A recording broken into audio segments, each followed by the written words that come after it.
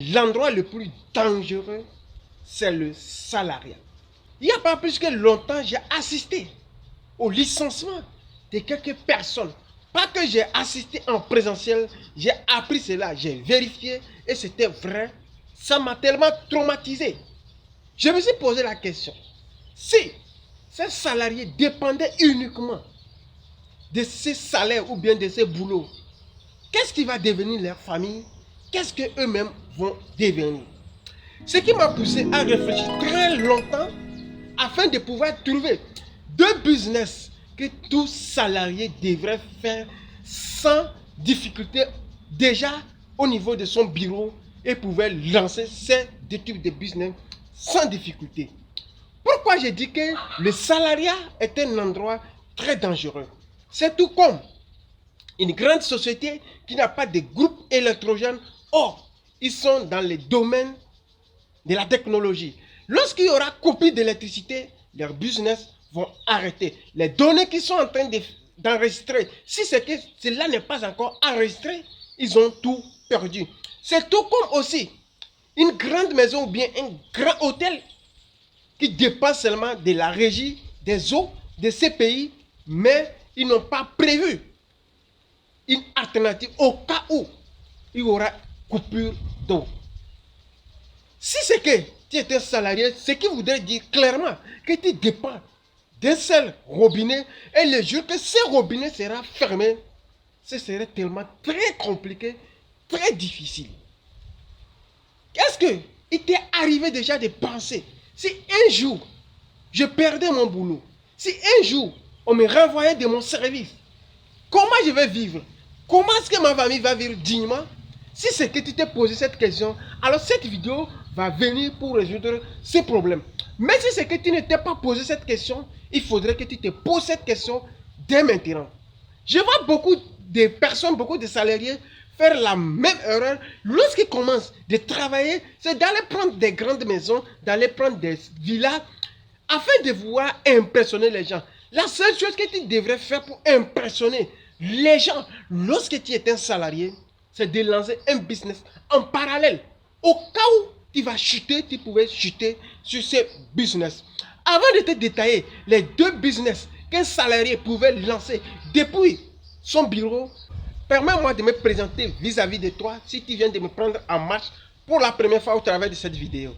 Je suis Etonoki Atoma, le rêveur africain.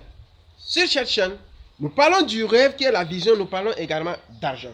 Parce que moi je suis convaincu que si nous voulons compétir face aux multinationales étrangères, ce n'est pas par le bavardage, mais c'est par le pouvoir financier. Si nous voulons faire imposer notre continent, c'est toujours par le pouvoir financier.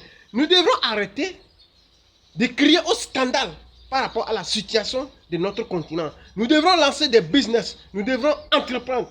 C'est comme ça que nous pourrons permettre à notre continent de se relever. C'est ce que les Chinois ont compris depuis très longtemps, que nous les Africains, nous devrons comprendre et copier. Alors, si les thématiques que nous abordons sur cette chaîne t'intéressent, tu n'as qu'à faire deux choses. La première des choses, tu t'abonnes en activant la cloche de notification pour être notifié à l'apparition de toutes nos vidéos business comme celle-ci. Première idée de business, c'est le stockage des céréales. Le stockage des céréales, selon moi, c'est comparativement à un investissement d'achat de terrain. Tu es d'accord avec moi que lorsqu'on achète un terrain, au bout de quelques années seulement, ce terrain prend de la valeur.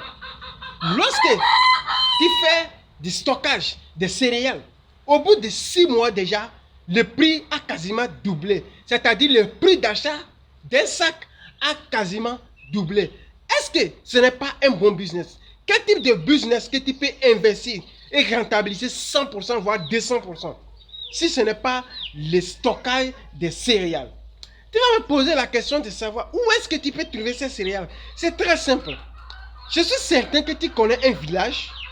Alors, tu peux trouver quelqu'un de confiant qui va lui remettre de l'argent afin qu'il puisse t'acheter des céréales. Parce que dans des villages, les céréales sont tellement moins chères. Et nous constatons bien que c'est autour des 11e et 12e mois que les céréales sont tellement très moins chères. Parce que tout cultivateur voudrait vendre pour pouvoir fêter. C'est le moment opportun pour toi aussi de pouvoir faire tes achats afin de pouvoir stocker.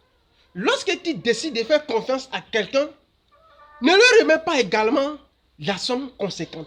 Tu peux décider de lui remettre 50 000 francs CFA. Lorsqu'il fait des achats et les 50 000 francs sont épuisés, tu peux ajouter encore. C'est comme ça que tu peux compléter de l'argent au fur et à mesure. Mais si tu fais erreur de confier une somme conséquente à la personne, en tout cas, les conséquences, c'est toi qui vas assumer. Pour cette raison, moi, je te conseille de remettre les sommes par tranche. Comme ça, tu pourras faire tes achats et lorsque les prix vont augmenter, tu peux vendre et récupérer ton investissement et profiter de tes bénéfices. Le jeu auquel je vois les fonctionnaires ou bien les salariés jouer, c'est que lorsqu'ils gagnent un boulot, c'est de prendre un crédit, d'acheter un terrain dans l'intention de construire. Si tu perdais ton boulot, comment est-ce que tu comptes rembourser ces crédits? Alors, au lieu de se contenter uniquement par des achats de terrains et des constructions, lance un business qui pourra te permettre d'être sûr que demain, même si tu perdais ton boulot, tu pouvais vivre dignement. Ensuite, tu peux prendre un nouveau crédit pour acheter ton terrain et construire tranquillement, sans difficulté. Même si tu perds ton boulot, tu peux continuer de rembourser ton crédit sans difficulté. Deuxième idée de business, c'est le marketing relationnel, communément appelé le marketing du réseau. Lorsqu'on parle du marketing relationnel ou bien le marketing du réseau, c'est différent par rapport aux pyramides de Ponzi.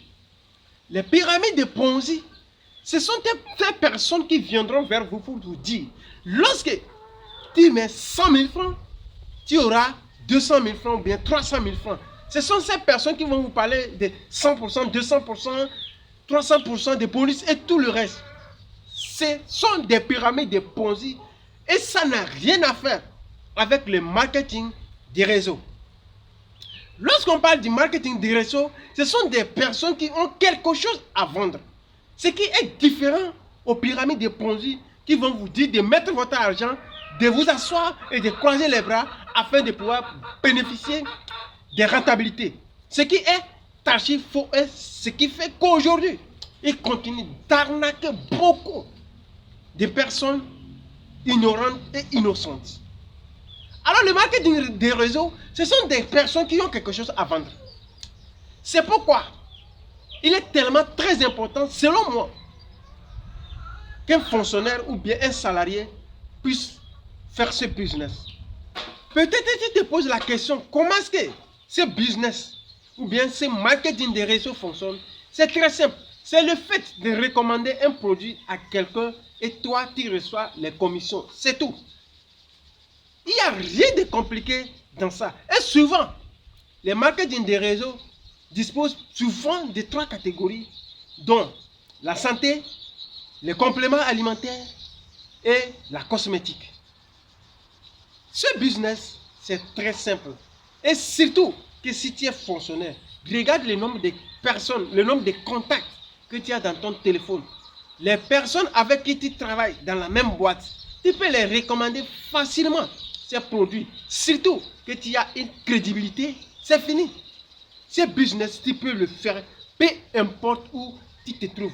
À mon niveau, j'ai un business ou bien un marketing de réseau que je pouvais te proposer. Si tu es intéressé, écris-moi seulement et je vais te proposer. C'est très simple. Le marketing des réseaux, c'est très simple. Je vais dire c'est l'un des business les plus simples. Avec les 2 idées de business que je viens de vous présenter, vous pouvez les faire peu importe où vous trouvez et vous n'aurez pas peur de perdre votre boulot parce que vous savez bien que si vous perdez votre boulot, vous pouvez vivre mieux même quand vous êtes salarié.